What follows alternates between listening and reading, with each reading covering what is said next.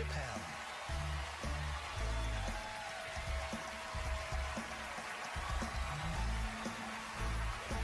Thank you. Oh boy, I'm very nervous. No pressure. During the civil rights movement, I can't read what's on the teleprompter. Some about Black America and white America. There's Black Americans and there's white Americans. We're all one America. So if you don't mind, this is not live, is it? I imagine whatever I say, you could just edit it out. Let's try it a few ways. Lou, are you in the booth? I am. All right, good. You know what, Lou? Let's just play around with it and see if we can get it right and get this clip package on, and then let me go home. All right? You got it. All right. Ready? All right. Count me in. 5, 4, 3, 2, 1. Wu-Tang. I'm just with you, Lou. Let's do it again. We're gonna do it again. We'll get it right. Here we go, Dave. 5, 4, 3, 2. You know, when I was a comedian starting out in Washington, D.C., right here in this city, 1988, I'll never forget this. It was a comedy club owner that banned profanity from his comedy club. He said it offended his audience, and this was a cause of major concern for all the comedians in the circuit. And we all called a meeting, and we had the owners come, and it was the club owners, and it was the comedians. It was the classic labor dispute. The club owners laid out their case. There cannot be profanity in these clubs because that offends people. And there's a comedian who's still a good friend of mine to this day. He lives right here in Washington, D.C. He stood up and he said, he's black, I should tell you, because it's important to the story. He says, I use profanity because I live a profane lifestyle. He says, I don't have an insect infestation in my house. I have roaches.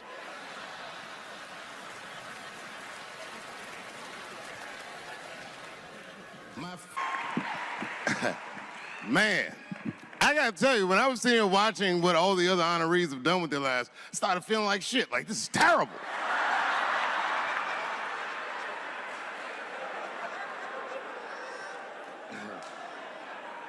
And then Bobo brought me up and started out good with that Ali picture, and then it just, whew. But that coloring book that was in the picture, I know the Ali's are here, that coloring book, my mother has it. And Champ, he signed it. You know, the greatest, he signed it, Muhammad Ali. And his sparring partner was there that day. And his sparring partner signed it, said the next heavyweight champion in the world, Larry Holmes. And he was. And 2-year-old Dave Chappelle colored all in that shit and just ruined the book.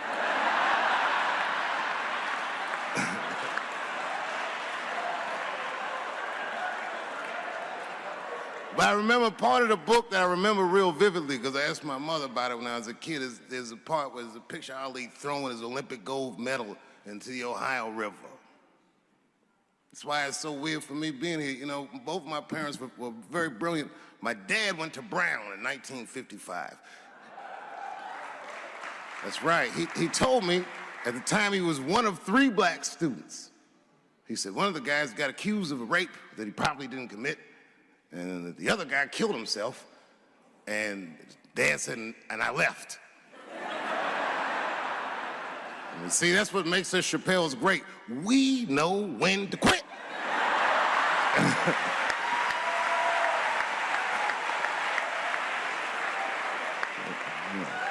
We all just live to fight another day.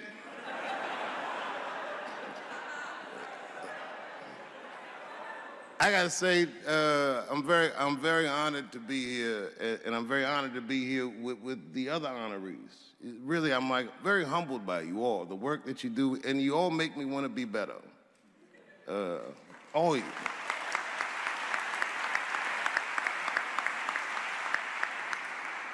And you know, I was gonna stop doing stand-up for a while because 4 comedy specials in a year is like, that's a lot, you know.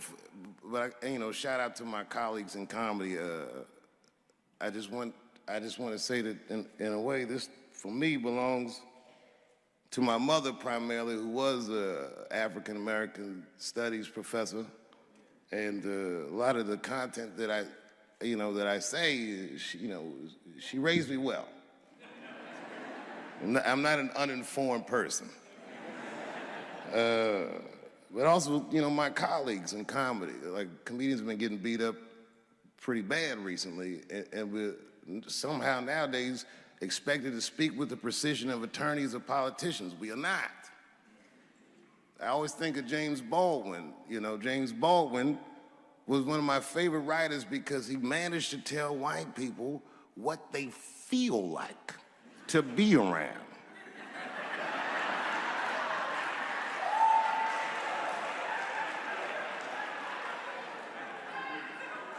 So I ain't gonna hang up my gloves yet. I think I got one more special in me. So to quote Baldwin, God gave Noah the rainbow sign. There's no more water, it's the fire next time. Thank you very much. Boy, this comes as a complete surprise.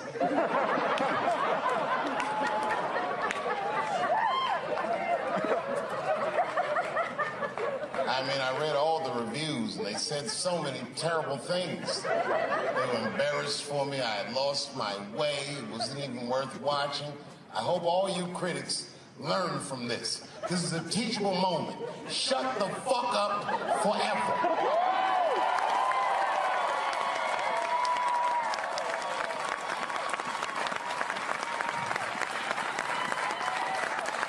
Two in a night. These aren't them. These are the ones I want for the other ones, motherfucker. I would like to thank my editor who was nominated. Unfortunately, he did not win, but I couldn't have been more honored to work with Jeff Urin.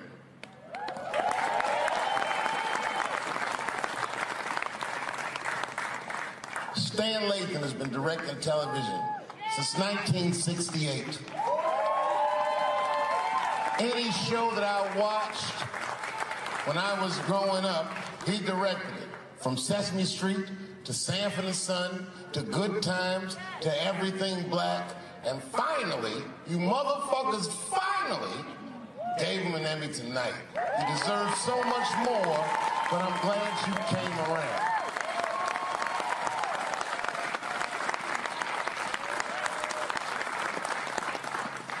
I'd like to shout out all the other nominees tonight. Tiffany Haddish and Patton Oswalt and Hannah Gatsby and Brother Mulaney. You guys are an inspiration to me, and I'm honored to be nominated with you. I'm sorry that you didn't win tonight, but who gives a fuck anyway? It's a special night because comedy gets to be itself. It's all we've ever wanted. I hope the war is over. We good? And as always, I love to thank my wife, Elaine.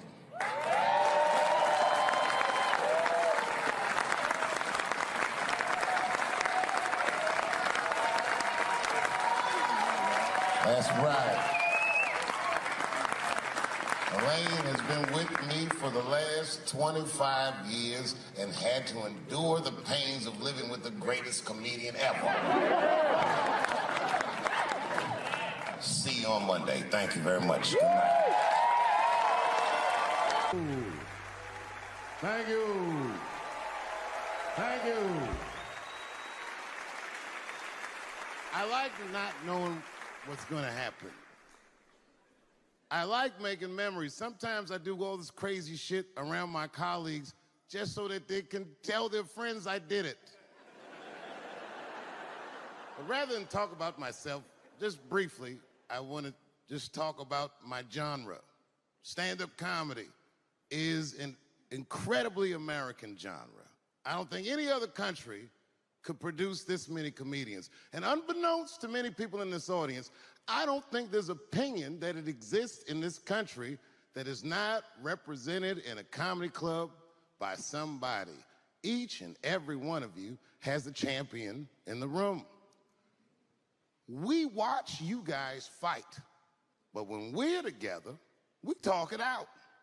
I know comics that are very racist, and I watch them on stage, and everyone's laughing, and I'm like, that motherfucker means that shit. Don't get mad at them, don't hate them. We go upstairs and have a beer, and sometimes I even appreciate the artistry that they paint their racist opinions with. Man, it's not that serious. The First Amendment is first for a reason. The Second Amendment is just in case the first one doesn't work out. We gotta let some air out of the ball, man. The country's getting a little tight. It doesn't feel like it's ever felt in my lifetime. So tonight, I am honored that my colleagues are here in comedy and in music.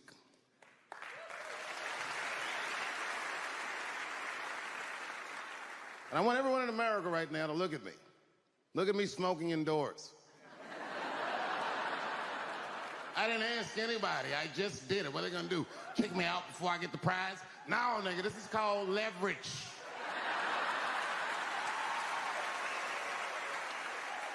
The thing that I liked best about tonight was that I saw so many people from different parts of my life, like friends that I grew up with here in DC, friends of mine from Ohio then and now, friends of mine from comedy clubs, all the fucking musicians that blew my mind. You guys have no idea how you inspired me. I want to give a special shout out to my OG, Tony Woods. Miles Davis has a quote. It's one of my favorite. Miles Davis said so much cool shit, but one of the things he said I always loved, he said, it took me years to learn how to play like myself. You know, he would watch other musicians and he would try to play like Dizzy or Bird or all the guys who were great. Tony Woods was my Dizzy and Bird if I was a Miles. I was trying to play like you. You were the first person I ever saw do it absolutely right. You were fearless and you told the truth. There's something so true about this genre, when done correctly, that I will fight anybody that gets a true practitioner of this art form's way, because I know you're wrong. This is the truth. And you are obstructing it. I'm not talking about the content, I'm talking about the art form. Do you understand? Do we have an agreement? And what I really wanted to say tonight, and I'm glad I get the platform to do it, I'm gay. I am gay, and I can't wait to see what this does for my career, being gay like this. So many special shout-outs. One of the main architects of the comeback of the century, my brother and my mentor, the mighty Stan Lathan. I never dreamed that I would be able to work with someone as great as you. These last 5 specials, straight fire. I wouldn't want to do another special with anybody else but you. So eat your motherfucking vegetables and live as long as you can, because we doing a few more of these bitches. Neil Brennan, your speech made me cry, because it reminded me of all those hard days of work and all that money I never got for it. The other real special shout out I gotta make, because none of this would have been possible on any level without this person, is my mother. Mom. My mother. Mom. You have no idea what I put this woman through. If you had just given birth to me, that would have been more than enough. But the fact that she raised me and raised me well, we had a real oral tradition in our house. I knew the word griot when I was a little boy. A griot was a person in Africa who's charged with keeping the stories of the village. Everyone would tell a griot the stories, and they would remember them all so that they could tell future generations. And when they got old, they'd tell them to someone else. And they say in Africa, when a griot dies, it's like a library was burnt down. And my mother used to tell me, before I ever thought about doing comedy, she said, you should be a griot. And she'd fill me with every story of black life. You know, she's educated in African-American studies, and she would let me understand the context that I was being raised in, that I'm being raised in a hostile environment that I have to tame. By the time I was 14 years old, I was in nightclubs, mastering an adult world. It was terrifying. The crack epidemic was going on and my mother would hear gunshots outside and be scared to death, maybe it's my son. But early in my career, if you remember, Mom, you used to sit in the club with me. She'd do a full day of work. You'd be back there falling asleep, just waiting for me to go on. She would watch my show every night. Do you know how long that car ride is home?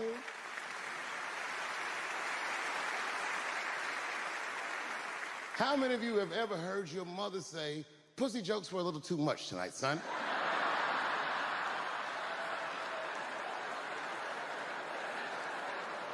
I was a soft kid. I was sensitive, I'd cry easy, and I would be scared to fist fight.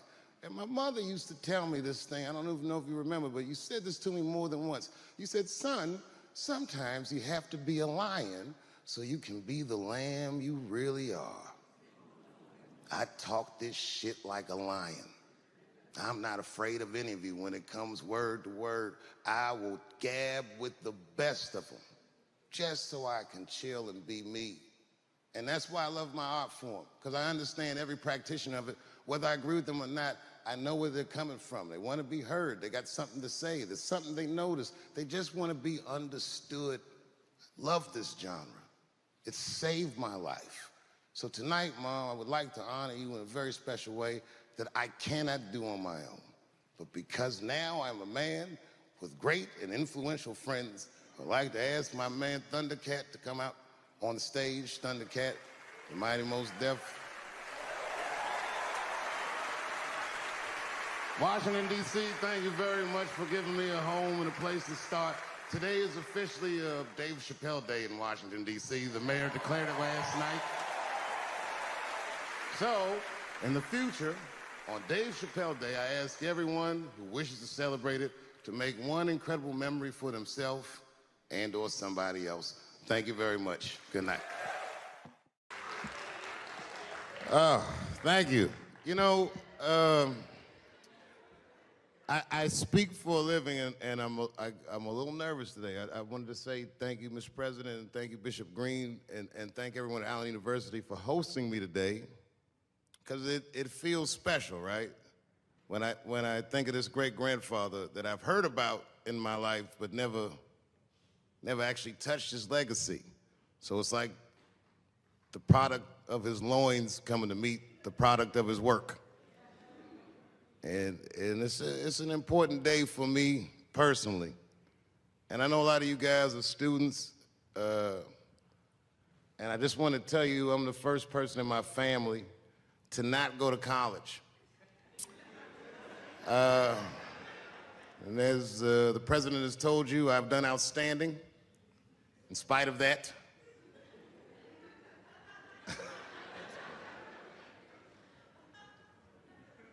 But one thing I did want to say, and one thing today just made me think about, for all the things that I've done, I'm most renowned for what I didn't do. I've made decisions in my career that a lot of people have called insane. 2004, had a $50 million deal on the table, and in a crisis of conscience, flipped the table over and walked away. Went to South Africa. Everyone said I was running away from the money. That is not true. In fact, I still want that money.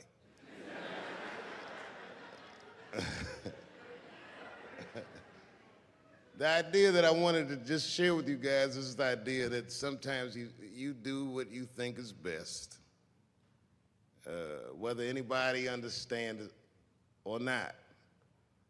I heard a story about my father where someone told me he used to do statistics for a company in D.C. The company he did statistics for started doing business with the South African government, so he quit his job. It's caused a lot of problems between him and his wife. It's hard for a man when he can't provide for his family the way he wants to, and he suffered through it. And a generation later, when I had my crisis of conscience, I was able to go to a free South Africa and get away from the heat. This idea that what you do in your lifetime informs the generations that comes after you is something I keep thinking about, something that is so much bigger than just ourselves. And today I'm standing in front of you guys, and I know you guys are like, oh, I know you're bored. but I see family of mine in the front row some who I've never met, and I just realize how all of us are connected. That my great-grandfather built something more substantial than buildings. He built a community, and he built, more importantly than a community, he built a way. You know, so I'm very grateful. Very grateful. Hello, police. I just saw him saying, you know what I mean? He's standing over like, so this is what black people talk about.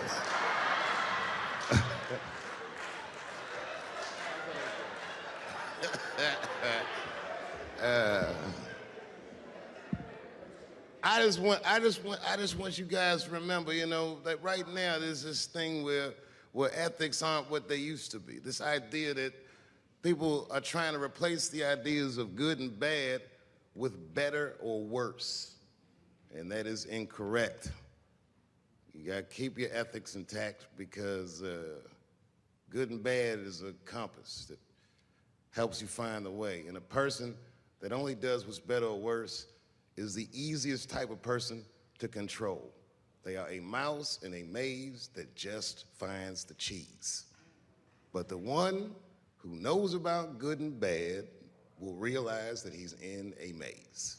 So, that being said, I just hope that all of you guys transcend whatever you see as your obstacles, and that you live outstanding lives, and that you stay connected to your communities because you have so much power there, and that you grow your communities and you diversify your communities, and that you don't let anybody tell you you can't or to be afraid. It's okay to be afraid because you can't be brave or courageous without fear. The idea of being courageous is that even though you're scared, you just do the right thing anyway. So in 2004, I walked away from $50 million, and in November, I made a deal for $60 million. So,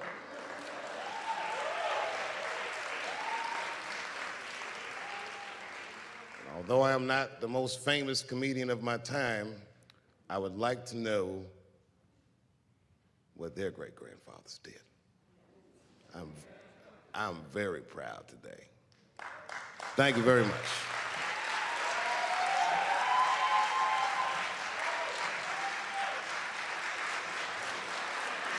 Picture a famous person you like. Every famous person you could imagine was at that show. It was like the biggest night that Hollywood had ever seen.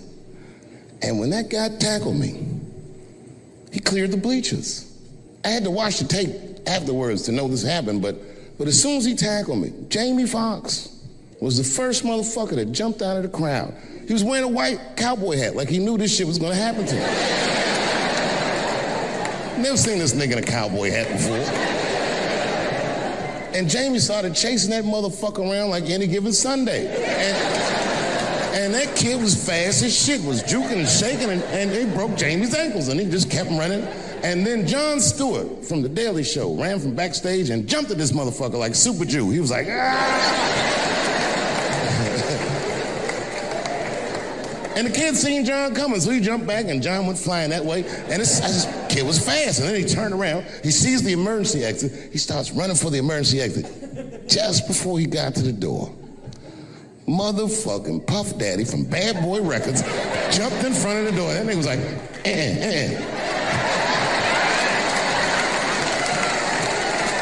Boy, Puffy got that motherfucker. And then every celebrity just ran out because every celebrity saw themselves in me, and they just started beating the fuck out of that kid. And I know Chris was backstage looking like, nobody helped me.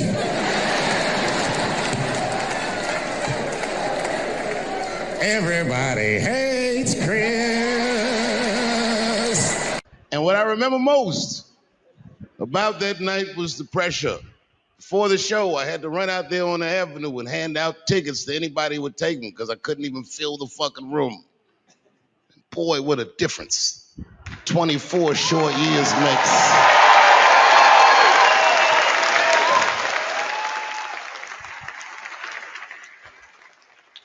And And right before that time, my father had died. He never lived to see me do it.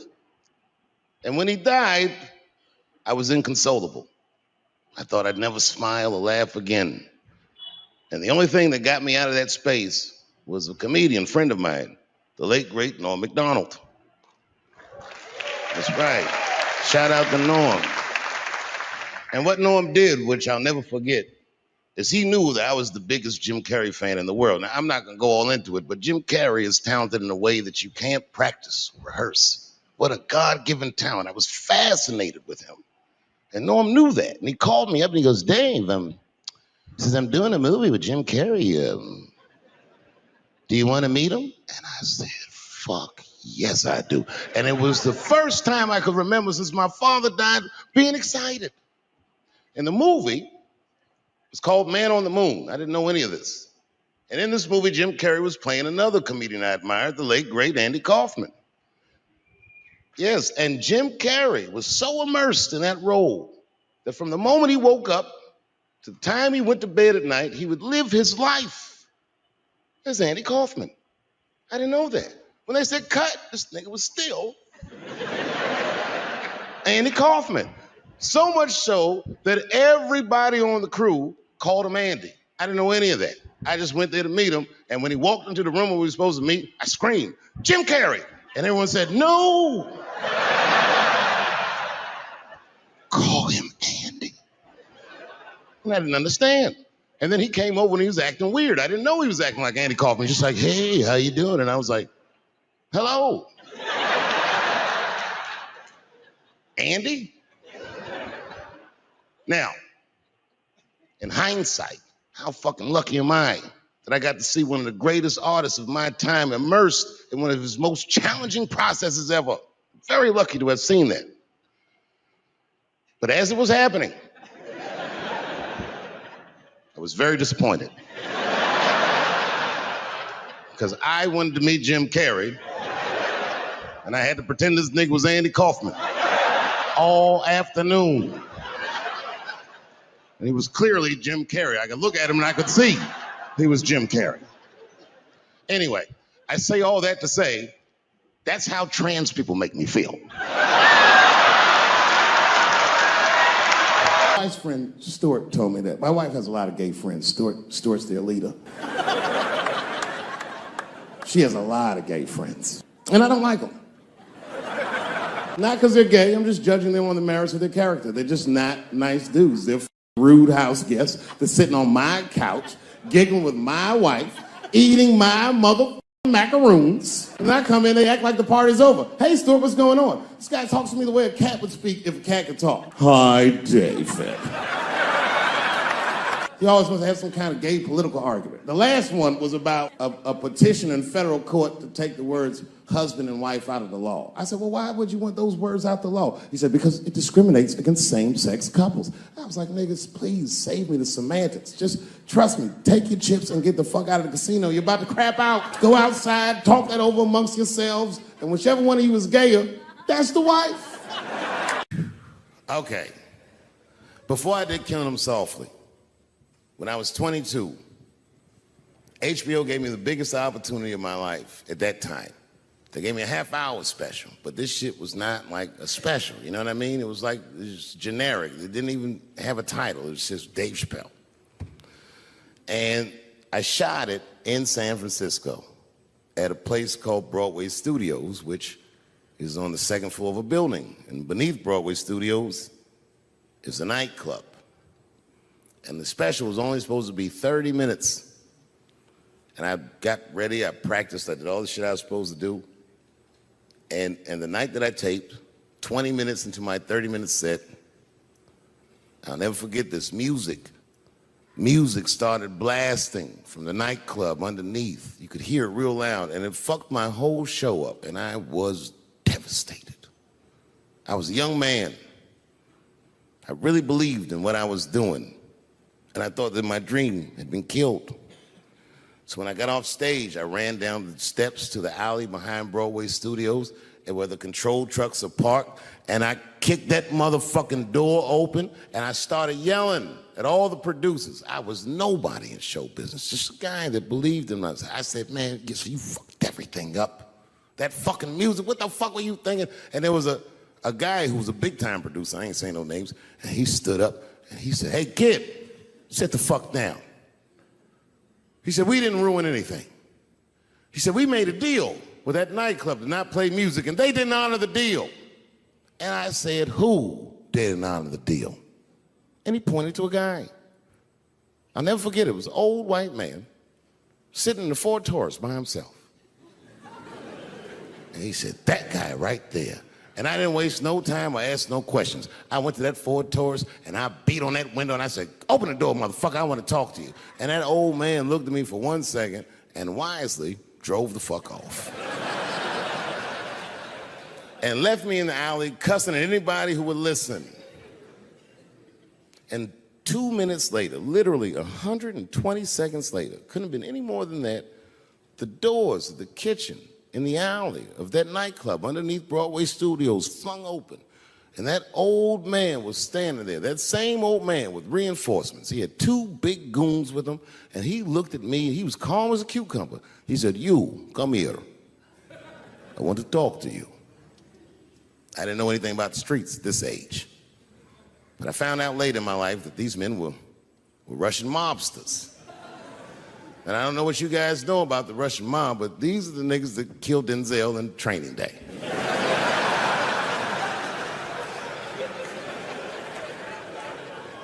And all the producers knew what I was up against. They said, Dave, do not go in there. And I said, fuck y'all. And I walked right into that kitchen, and they closed the doors behind me, and it got dark as fuck in there. And I knew, I'm not dumb, I knew I was in a bad situation. But you have to understand, I believed in what I was doing, and I didn't give a fuck. Just kept cussing at these motherfuckers, telling them how they ruined my life. And that old man couldn't believe that I was talking all this shit. And as soon as I took a breath, he stopped me gently. He said, hey, kid, listen. Your friends lied to you. He said, we made a deal, but your friends never paid me. And when he said that, I realized I was locked in the kitchen.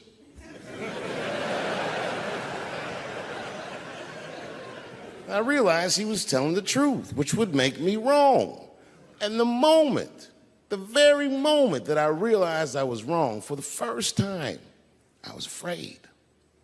You see, it's a funny thing if you believe you're absolutely right. You can get drunk off the feeling of how right you are. That's why gay people are so mean.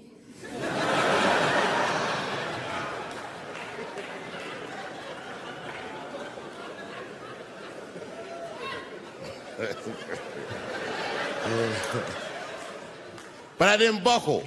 You guys would have been very proud of me. I was scared, but I didn't buckle. I said, well then, sir, I owe you an apology. But I believe that no matter what reason that music was playing, it ruined my life.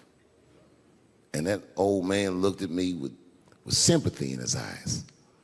And he walked over to me and he gently placed his hand on my cheek, which I gotta tell you, is a very emasculating thing to do. I was standing there looking at this nigga's hand on my cheek like that.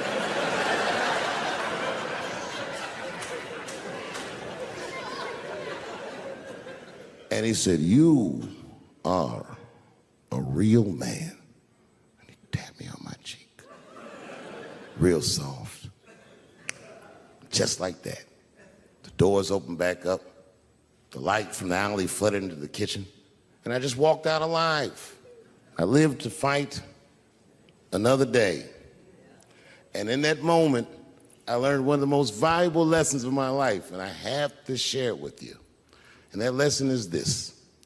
In your life, in any given moment, the strongest dream in that moment wins that moment. I am a very powerful dreamer. Yeah, I'm not lying.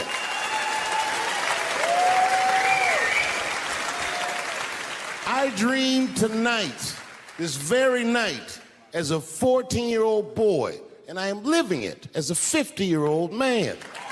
My dreams are very strong. Today, I walked all around Washington. I used to be poor in this city, and all day people just said, hey, Dave, like they knew me personally, and I felt like I knew them. And I say to myself, my God, Dave, what a powerful dream. But then sometimes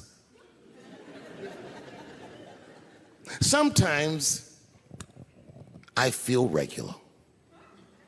Feel like myself. Maybe I'll smoke some weed and be in some nightclub and feel shy. But I'll look across the nightclub and I'll see some guy that no one's ever heard of. But this nigga worked all week and got bottle service. And his bitches bringing Moet with sparklers to him. And I picture in my mind he's Persian. He's doing some kind of weird Persian dance. And he got 6 bitches at his table because he got so much liquor. And they all call him saying, go Cena, go Cena. And I'll be looking across the room like, oh my God, I'm in that guy's dream. I can hear him telling his friends, hey, how was the club last night? Man, that shit was fantastic. I had bottle service. I seen Dave Chappelle across the club looking at me like, ooh, who was that? And that's the trick to life. You have to be wise enough to know when you were living in your dream. And you have to be humble enough to accept when you're in someone else's. It's why I don't judge between Will Smith and Chris Rock, because you guys look at them as big ideas, but I look at them as fellow dreamers. I can't judge between them because I see myself in both of them. I am Will Smith. I am the man that cannot take it anymore and will slap the shit out of the next person that says a crossword to me or somebody that I love. And I am Chris Rock.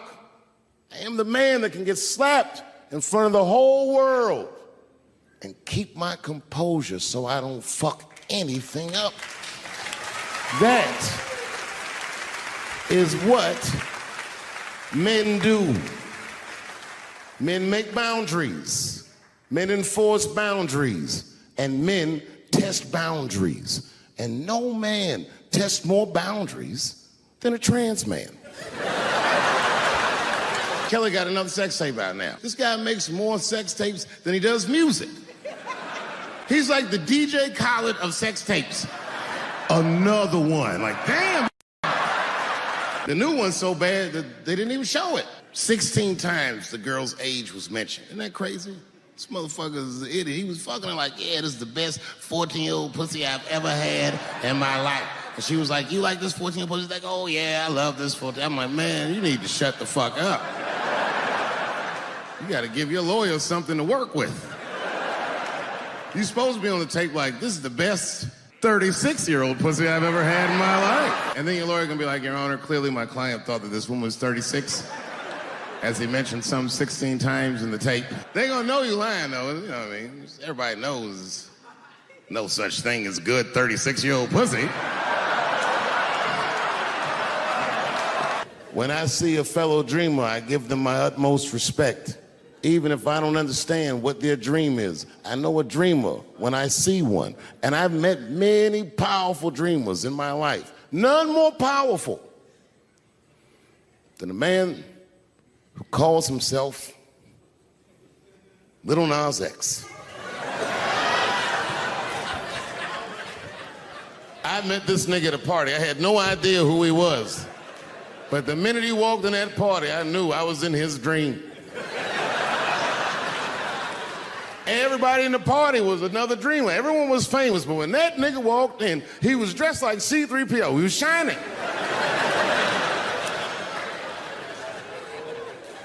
And everyone was like, oh my God, there he is. That's Lil Nas X. I didn't know who he was. And for some reason, out of all them dreamers, he walked right up to me. And he said, I tried to get you in my video. I didn't know what the fuck he was talking about. I said, what? I said, what? What video? And he just looked at me like, you know what video, and walked away. And I watched him walk away. I said, man, this nigga's having a very powerful dream.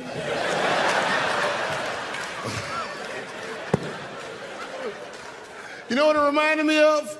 It reminded me of when we was in grade school. Remember in grade school, the teacher would ask everybody what they want to be? Timmy, what do you want to be when you grow up? And Timmy acted like he had an idea. He'd stand up, he'd say, I want to be a fireman. And the teacher would say, Timmy, that is a beautiful dream. But Timmy didn't mean it. Timmy said he wanted to be a fireman because deep down, Timmy's attracted to fire. And by the time he's 14 years old, this nigga's a full-blown pyromaniac, playing with kerosene and matches like a goddamn expert. And then one night he goes downtown with his buddies, fucking around with fire, and burns a warehouse down. And he doesn't know it, but there's 13 migrant workers from El Salvador, and they're in that motherfucker. They get trapped, and then they die in the fire. Isn't that a tragedy? It was an accident. He's only 14 years old, but he's black. So they try him as an adult. And Timmy ends up spending the rest of his life in jail. Dream deferred. Burp, burp.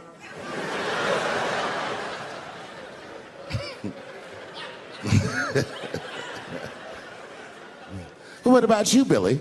Billy, what do you want to be when you grow up? And Billy stands up and he says, I want to be president of the United States. And the teacher says, oh my God, Billy, that is a wonderful dream. And Billy means that shit. Billy does everything right. That motherfucker gets his grades up. He joins student government. He even does extracurricular activities like show choir just to make his resume look good. He's on track to be president, but junior year he wipes. When he's 16, he gets his girlfriend pregnant and has to drop out of high school to make ends meet. But lucky for him, the local Walmart's hiring.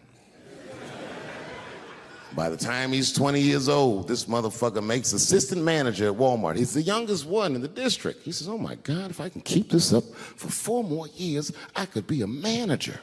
And if I can keep this up for 6 more years after that, I could even be a regional manager and have as many as 3 Walmarts under my control.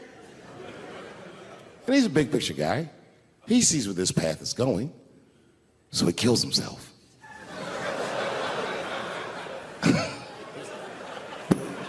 Burp, burp.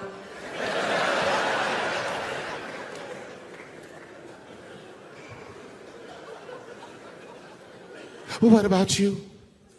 What do you want to be when you grow up? I don't want to say, because I don't want the other kids to laugh at me. Who cares if they laugh? Your dream is yours.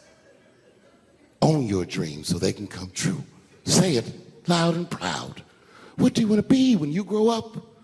Little Nas X. And that nigga stood up in front of the whole class. I want to be the gayest nigga that ever lived. I want to do a music video and slide down a stripper pole all the way to the depths of hell and suck the devil's dick at 10 o'clock on BET while all the kids are awake and can see me. Shockingly, that was the only dream that worked out.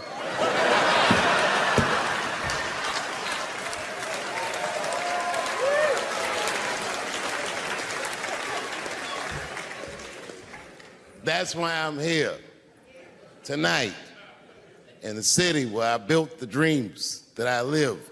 Because I wanted to tell you all that they came true. And I wanted to thank you all for making the man that I am today.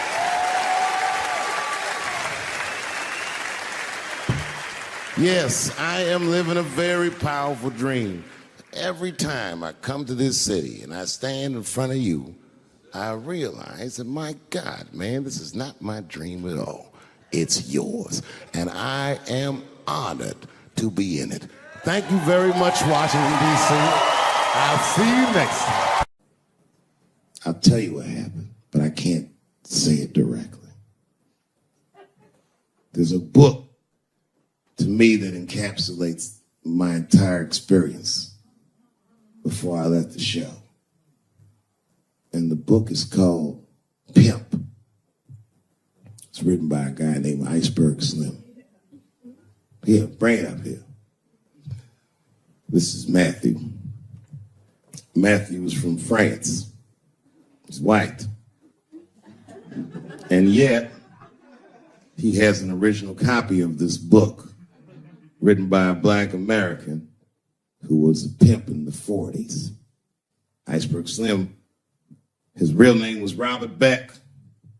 He got the name Iceberg because he was in a bar in Chicago and there was a shootout in the bar and a bullet went through this nigga's hat and he still finished his drink. Pimps love shit like that. They say, man, you ice cold. And he said, I like that. And it stuck. This book is so heavy in the front. It has a glossary of pimp terms because the ideas are so foreign to the American ears. For instance, do you know what the phrase mileage on a hoe means?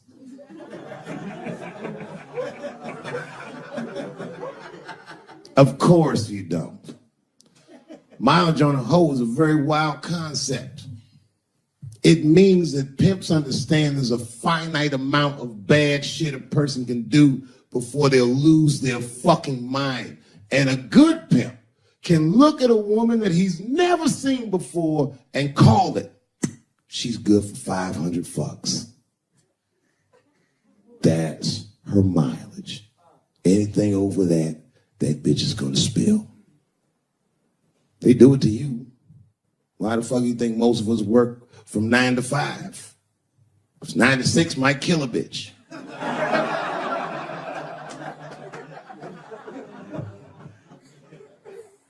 Iceberg Slim was the one that broke down what a bottom bitch was. Does anyone know what a bottom bitch is? Anyone? What's a bottom bitch, sir? It's your prostitute that's the best out of all of them. That brings in the most money. That's right. That's exactly right. Are you black? That's right. A bottom bitch is a pimp's number one hoe. She's even a bitch that helps him keep the other bitches in line. I will repeat. She's even the bitch that helps him keep the other bitches in line. The pimp was McDonald's and the bottom bitch is French fries. The rest of them bitches is like fish sandwiches, and cherry pies and shit like that.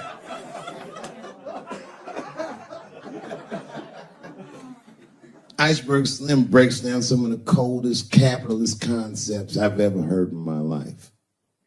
He describes in detail how these men break women so that they will give them the money that they make with their own bodies. There's a story in here so cold it makes me shudder to think about it.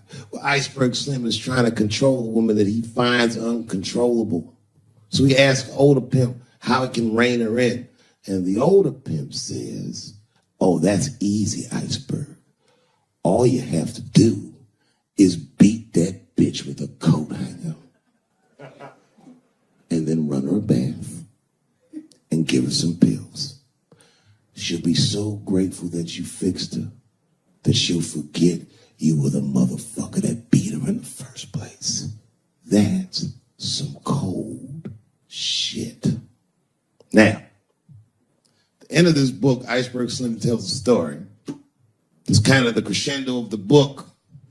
And in the story, Iceberg Slim's bottom bitch is at the end of her mileage. If she was good for 500 fucks, she was at 498.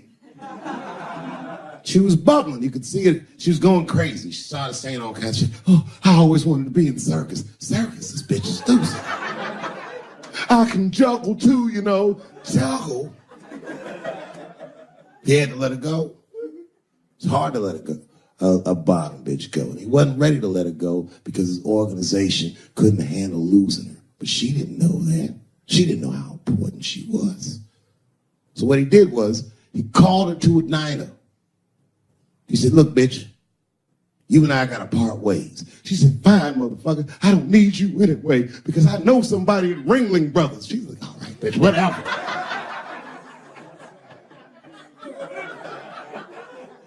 I got one last trick for you. It's a big money trick. You do this for me, you get paid, I get paid, and we go our separate ways. She said, fine, motherfucker, what do you want me to do? He said, okay, there's a guy in a hotel across the street. He's waiting for you in room number 7. I want you to go over there and I want you to fuck him. But before you do, I need you to put some of this stuff in his drink. And then he's going to fall asleep. When he does, there's a briefcase on his bed. Bring the briefcase to me. That's the trick, bitch. Can you handle it? She said, fuck yeah, I can handle it. I can't wait to get rid of you. And she ran outside, jumped on a unicycle and pedaled across the street. An iceberg washed her. He was like, man, she's pretty good.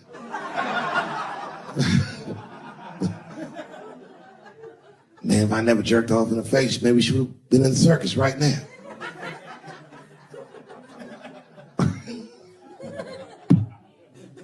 She runs up to the motel steps and she disappears in room number 7. And she's gone for a real long time.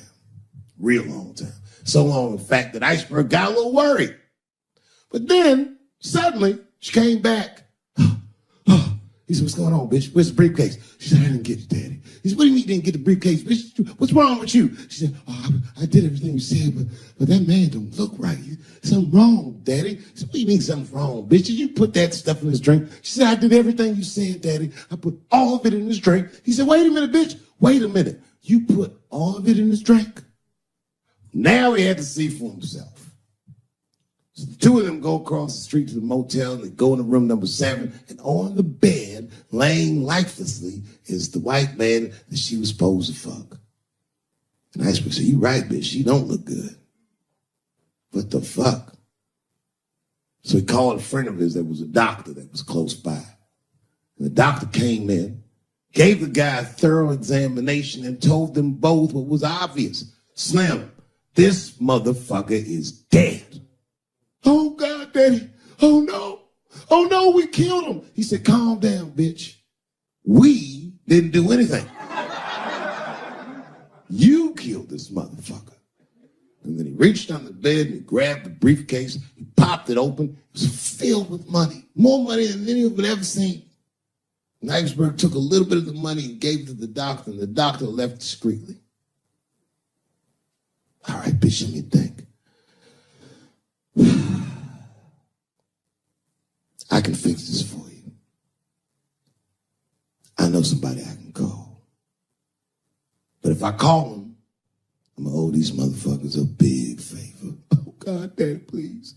I don't want to go to jail. Neither do I, bitch, so will you shut up? She picked up the phone. She heard him mumbling on the phone a little bit.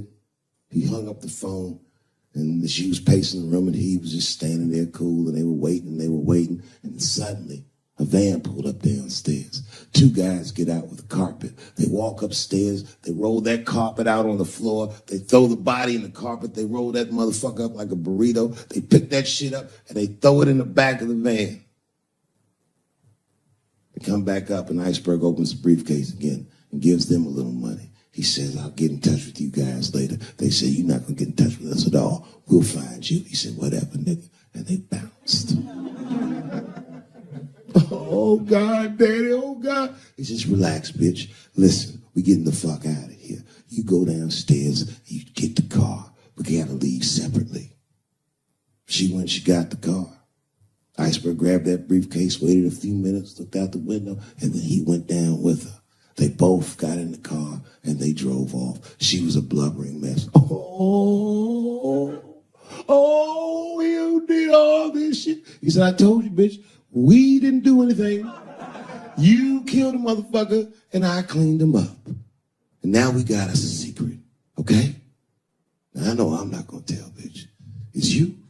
Oh, no, I ain't going to tell. He said, all right, baby, cool. I'm going to need you to stay with me for a while till this shit cools down. She goes, okay.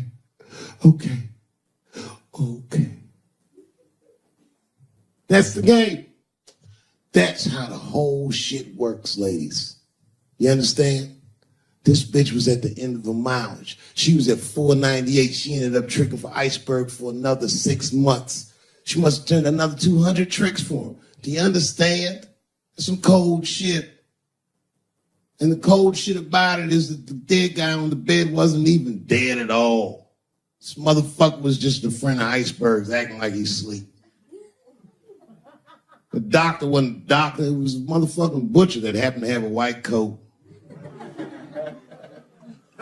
And the dudes who came in the moving van clothes was dressed like movers because they were movers. Iceberg had gotten a new apartment. And the bag of money was Iceberg's money in the first place. The money he got from all those women.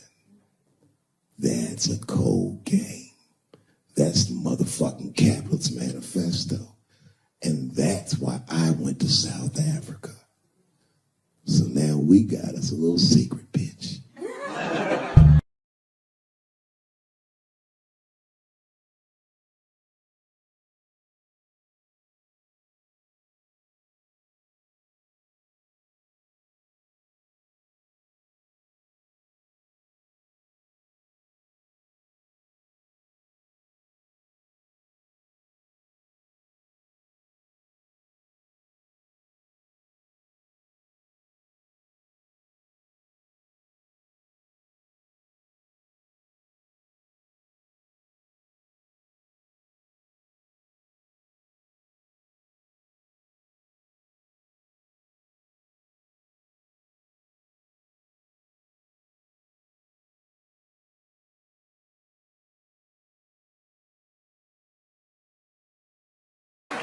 And they all looked at me. They could tell who I was voting for just as easily as I could tell who they were voting for. But do you guys know what we all had in common? Not one of us, not a single one of us, looked like we felt good about what we had to do in that booth. We were just doing our goddamn duty. Yes, I voted for Hillary Clinton. Of course I did. I voted for her because I liked what she said vastly better than I liked what he said. But to be honest with you, at that point, that shit was like watching Darth Vader do the I Have a Dream speech. That bitch is mean as hell. She'd already Karate Kid swept Bernie Sanders' legs from underneath him. Boy, it was hard voting for that shit. But it was the lesser of the evils. I know you were a Clinton supporter, I'm sorry for her. But it didn't feel as good as it should have. She was gonna be our first woman president. They were gonna make coins out of this bitch.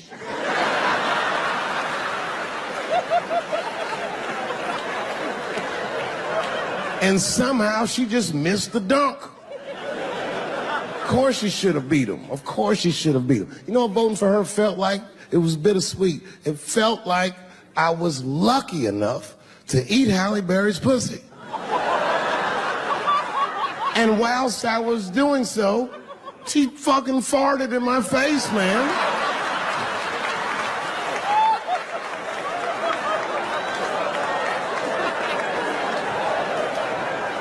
Now you understand, I'd still do it. But boy, I wish she didn't fart in this great nation's face. I voted that day, and then that same day I flew to New York City. I had work. That night I was in a comedy club in New York, and I said to an audience almost exactly what I just said to you. And I didn't know that there was a journalist in the room. And this journalist wrote an article. The headline of the article said, Dave Chappelle is an avid. Yeah, I had no idea the paper said that. And you know how I found out? My wife called me from Ohio the next morning in a goddamn panic. David, what the fuck is going on in New York? I said, I'm being good, but what have you heard?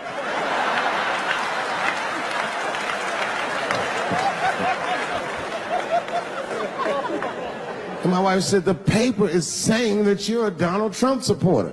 I was like, whew.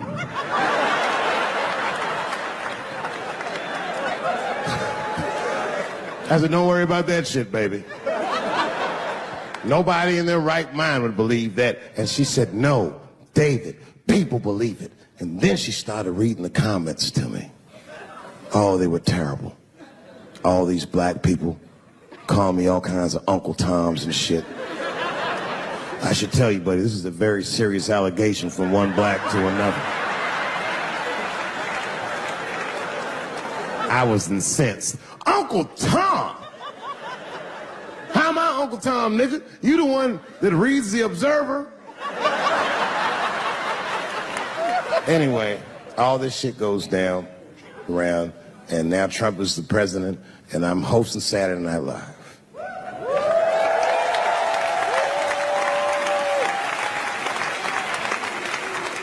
And I didn't really prepare my monologue. I just kind of winged it.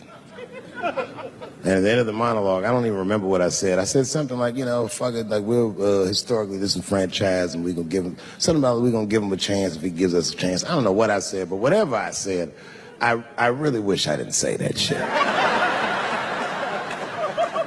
It was not worth the trouble. Now I walk into the barber shop and all them black people just be looking at me like, yo, Dave, what's up with your boy? Yo, nigga, yo! Not my boy. Because I don't care if you're a Republican or Democrat, if you support him or not, any objective person is going to have to admit that this motherfucker is having a terrible go of it. It really is. We've had presidents before that have done bad jobs, but this shit is worse than a bad job. It's scary to watch. Holy shit, it's like seeing a crack pipe in your Uber driver's passengers. The fuck is wrong with this guy? Yo, he is lunching, nigga. I watched Donald Trump in a press conference, and this motherfucker had all the media gathered, and this nigga literally asked the media to their face to stop finding shit out. I was like, yo, this motherfucker is bugging. And then, I'm not even making this up, his lips started sweating. His lips. Have you ever seen a motherfucker's lip sweat? What the fuck is wrong with this nigga's lips? It's like if you're on a plane, right? You ever been on a plane? I get scared to fly. I do it all the time. I be scared on there. And sometimes the plane will hit turbulence. And then I get nervous. But I always look at the flight attendant, and she looks calm, and it makes me feel calm. But if that bitch's lips were sweating, it's terrifying. Like, yo, nigga, why are your lips sweating? What do you know? And then, I'm not even making this shit up. This motherfucker grabbed the podium, he goes, you don't know how scary the things I read in my briefings are. What's that, bro? That's bad leadership. Even as a parent, you think I'm gonna sit my kids down? Hey, little man, come here real quick. I want to holler at you for a second. Yo, I'm 3 months behind on the rent, nigga, and I am worried. Very worried. Go to school and have a productive day, nigga. I was just thinking out loud, getting some shit off my chest. I'm like, what the fuck are you doing, bro?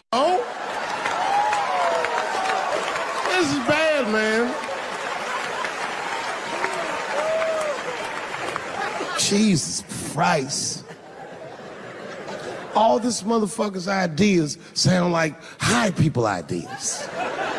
Like, he doesn't think these things through before he tells us. He just tells us what he's thinking as soon as it occurs to him. This shit sounds nuts. I'm gonna go to China, and I'm gonna get those jobs from China and bring them back here to America. For what, nigga? So iPhones can be $9,000? Leave that job in China where it belongs. None of us want to work that hard. What the fuck is he thinking? Because I don't want to make them shits. What the fuck are you doing? Stop trying to give us Chinese jobs. I am going to bring back coal. Coal? I'm not even exaggerating. I have never in my life even seen a fucking lump of coal. I honestly don't even know what coal is for.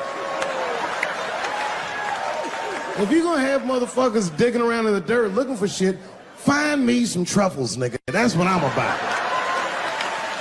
And these trouble prices are getting out of control. If it gets any worse, I'm gonna be back down to regular butter like everybody else. Terrible, terrible job. This motherfucker hit North Korea with rap battle threats. Fire and fury, like, yo! Yo, what are you doing?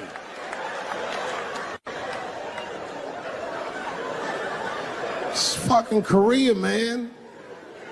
Kim Jong-un is a scary motherfucker. He might be as crazy as Trump.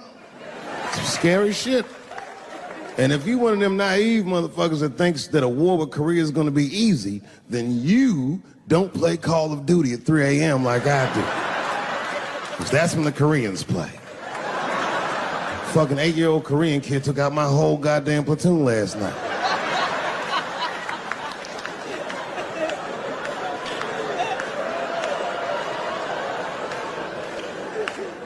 I've never seen somebody in an office so high with the most just basic fucking solutions. Like, you know, we should not let any more Muslims in the country till we can figure out what's going on. Did he just say, figure out what's going on?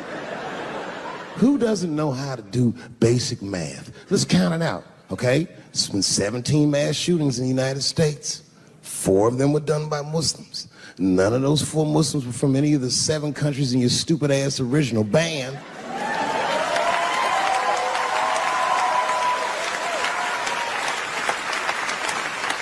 And since he brought it up, the other 13 shootings were done by the Tiki Torch Whites. These are facts. And you don't see me trying to ban white people from the show to keep it's a fucking terrible idea because it's mean and it's racist. And most importantly, it would be catastrophic to my bottom line. If there were no white people here tonight, I might leave this bitch with $1,800. This man needs to realize that we all need each other. And that's why we will never, ever be able to beat China. Because everybody in America is racist, and everybody in China is Chinese. This motherfucker called it all wrong. And don't believe the media either, because as all this shit is happening, the media is trying to make us believe that the extremities amongst us are the norms. We can disagree, that's fine. And most of us are keeping a cool head about this shit. You know what I mean? Americans generally respect one another's beliefs, even if they don't share those beliefs. I know I do. I respect everybody's beliefs, except Amish people. Because they are the only ones that I can say clearly their God is wrong. The speed limit is 75 miles an hour in Ohio, and 1 lane of traffic is buggy. Nigga, your God is ridiculous. All the Amish people around my way know me too. Not from television, obviously. They know me from the streets. Because when I see them horse and buggies, I'll pull the Porsche over and talk to them. Ezekiel, are you sure that God doesn't want you to have any of this technology or this energy? Huh? Huh? I can't hear you, nigga. Let me turn this air conditioner off. What did you say? And them niggas be like, get away from me, ye. Ye tried to tempt me like the devil. Devil? Nah, bro, I'm trying to put you on to the game, Zeke. It's a big world out here, nigga. I just went 25 miles in 30 minutes. That's a day's journey for you. You don't even know what the weather's gonna be tomorrow, do you? I do. You don't even know that there's a valuable Pokemon right on your... I drive away. Huh? Oh, my vape pen? You want to hit my vape pen? Oh, sorry, nigga. I'm trying not to get herpes. My bad. I've been playing cat and mouse with herpes for 30 years now, but every night I go to the club, I'll be like, not tonight, herpes. No disrespect, I'm not saying you have herpes, I'm just saying 1 out of 5 people do. So let's just all be careful around this motherfucker and make sure that we leave with the lips we came with.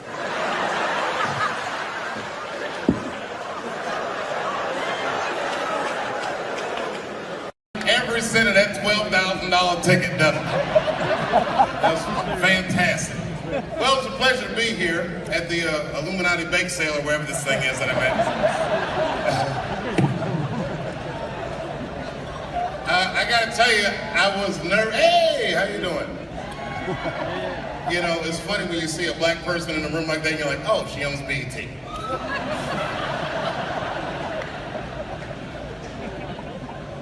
I normally don't do benefits. Not because I don't care, but because the crowds are historically stuffy.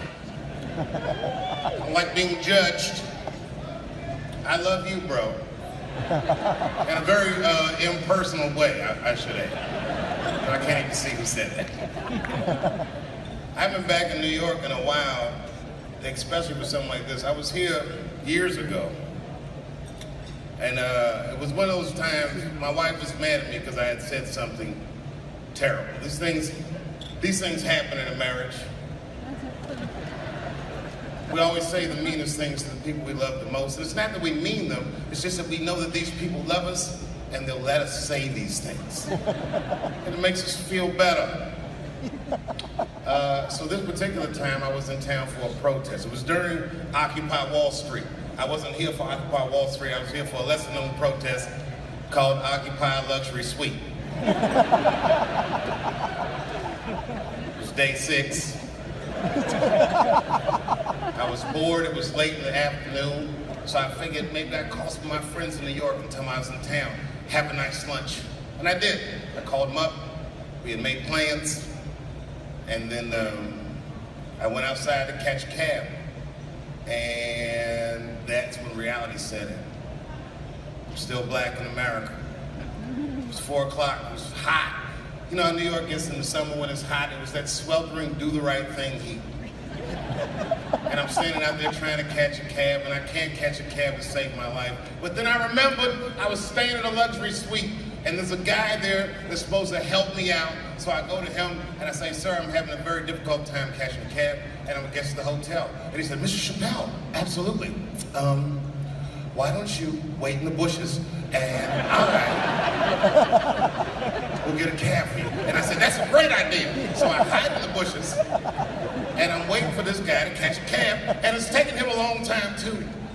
And while I'm waiting, I see a homeless guy.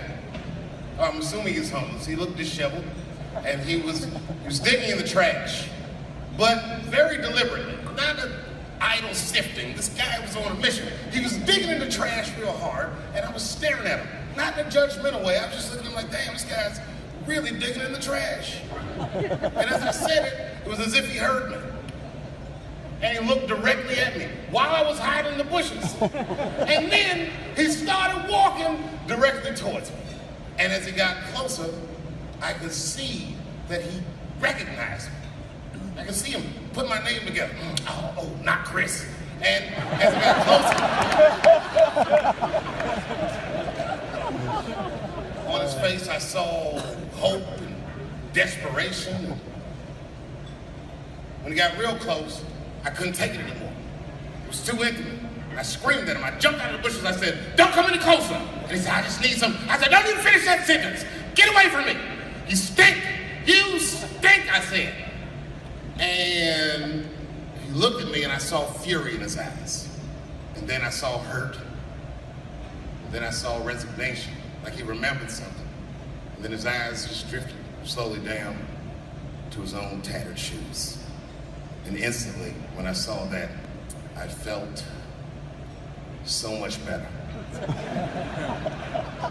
Just then my cab came, and I jumped in my cab. I went uptown to a restaurant called Italy. It was fantastic. I highly recommend it. They serve huge portions. I couldn't even finish my lunch. and they comped my lunch. And then I was uptown, so I figured I'd do some shopping. And I did some shopping uptown. And then there I was at Columbus Circle, trying to catch a cab downtown. And again, racism reared its ugly head. I couldn't catch a cab downtown. And then I remembered, holy shit, I have $5 grand in cash on me. So I went across the street to Central Park South, and I caught a horse and buggy all the way from Central Park South back downtown to the village. It was beautiful. By this time, the sun was setting, and there was that orangish, purplish glow in the sky, and I had a blanket over my lap, concealing an erection that I had for absolutely no reason. It turned out to be a wonderful day. Then I got back to the hotel, and I guess who was across the street? The same homeless guy that I had seen earlier. And to be honest with you, the sight of him disgusted me.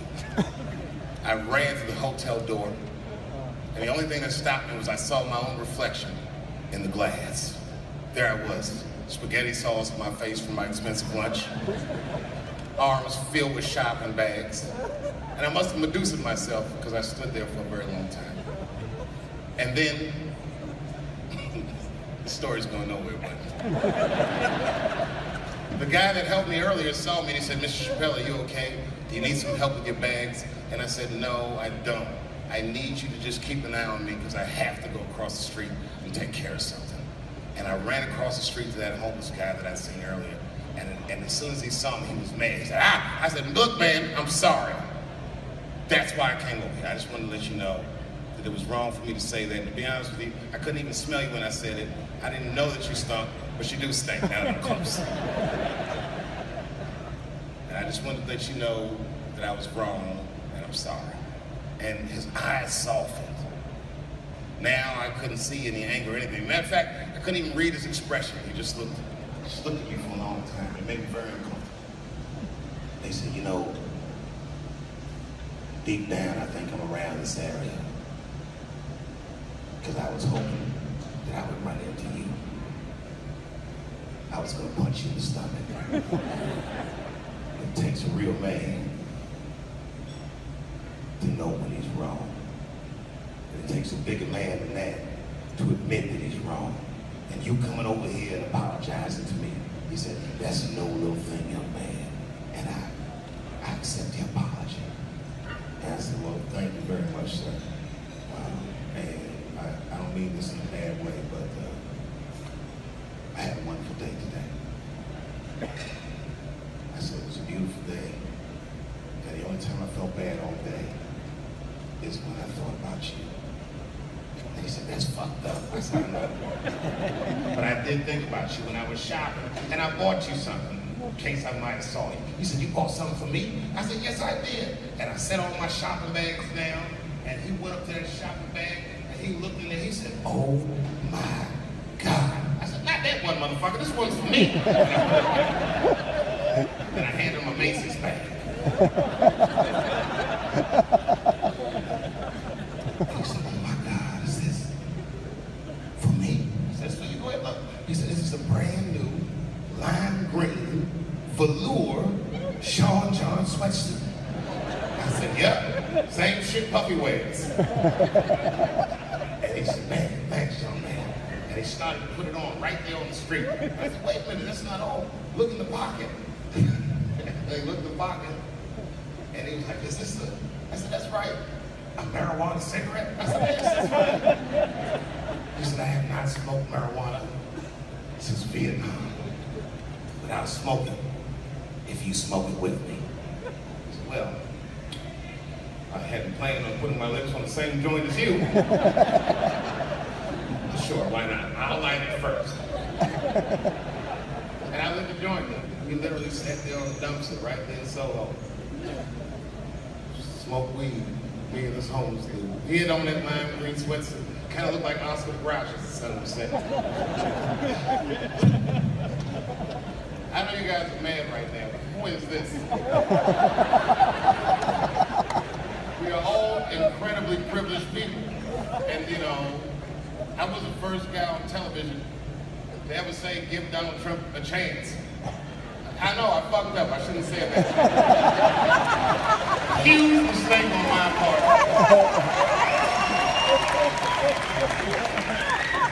It's going worse than I ever dreamed it would go. It really is going bad. I think he's in trouble. I think, like, I'm worried about his well-being as a dude. He doesn't seem like he's... The guy held a press conference where he asked the media to stop finding shit out. He said, no, I don't think that's gonna work. You ever see that press conference? You don't know how scary the things that I see in my briefings are. I don't think you're supposed to tell us that, sir. Tell us that shit is scary. Who does that? Even as a parent, do you do that?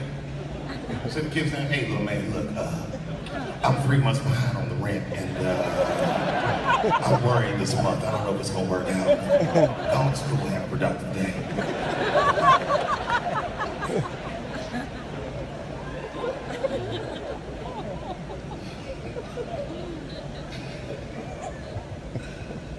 I don't know. Maybe the last few more months. Every day when you wake up, you never know who's gonna be next. Donald Trump. He's exciting like you thought a black president would have been.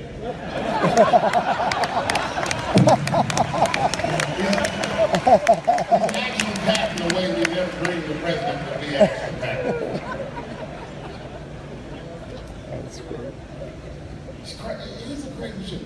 Donald Trump said we should not let any Muslims into the United States until we can figure out what's going on. And I think that's way out of step with the way people feel in America. Am I wrong on that, or was it me? I think you guys are not a good gauge of how people actually feel about it. You're largely rich white New Yorkers. You didn't even know he was going to win in the first place. I'm the Jane Goodall of white people. I live amongst the poor whites. I study them.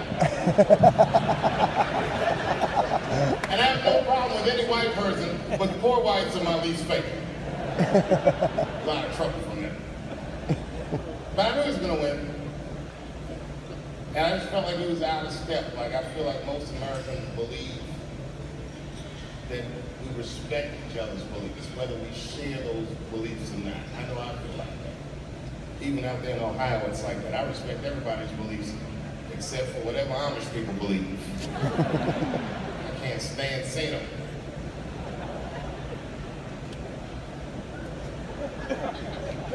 See, I took a long pause because I meant that shit. I don't respect those beliefs. I was driving down the street and I stopped my Porsche whenever I see them horse and buggies. All the Amish people know me, not from television, just because I stop every time I see them. Ezekiel. He says, get away from me, E. Ezekiel, come on, bro. Are you sure? You sure God doesn't want you to have any of this technology? He said, you tried to tempt me like the devil. Devil!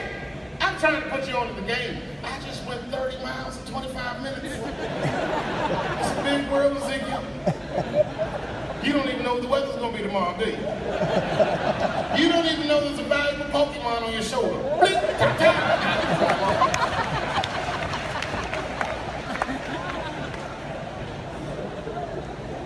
I mean, don't let any more Muslims in the country till we figure out what's going on. I already know what's going on. It's like 17 mass shootings in the United States.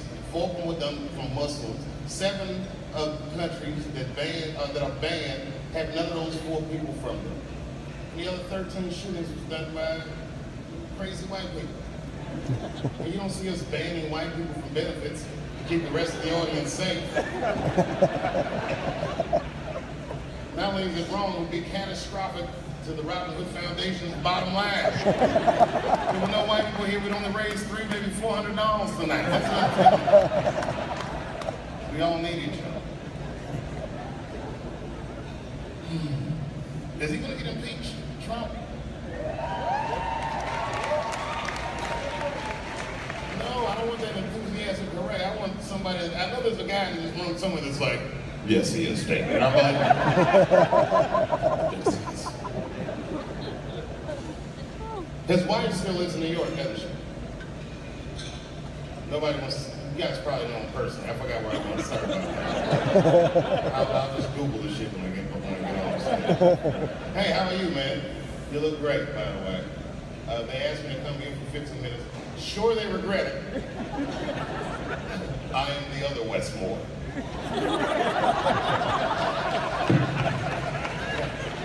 I read that. The other Westmore. I know Westmore's in here somewhere. Congratulations, West. Every time I see you, I'm impressed beyond my wildest dreams. Never met West personally, but I'm definitely impressed. You know, because I know West. Is that you? Hey, man, it's very good to meet you.